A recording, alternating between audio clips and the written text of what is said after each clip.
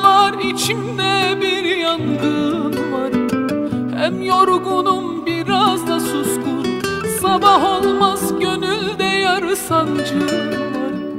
Hem dargınım biraz da kırgın, neler oldu ruhum duymaz. Gözün görse gönlün bilmez, her ayrılık bir başlangıç, bu gidişle sonum olmaz.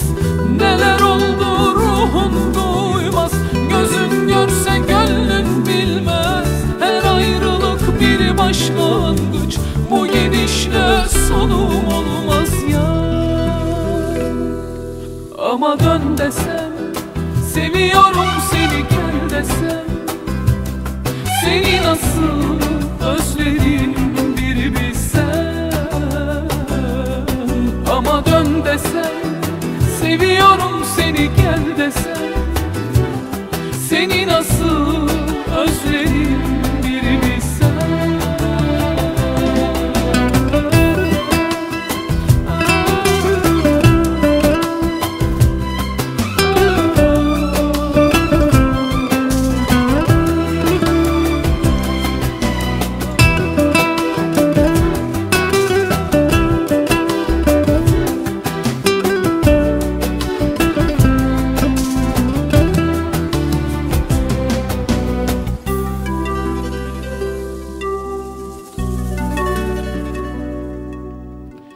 Zaman olur gözümde yaşlar çağlar, kah akarlar kah dururlar.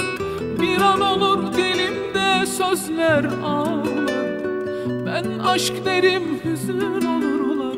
Neler oldu ruhum duymaz, gözün görse gönlün bilmez, her ayrılık bir başlangıç, bu gidişle sonum olmaz.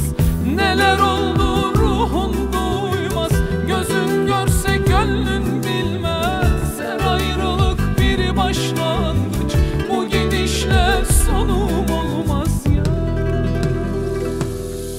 Ama dön desem,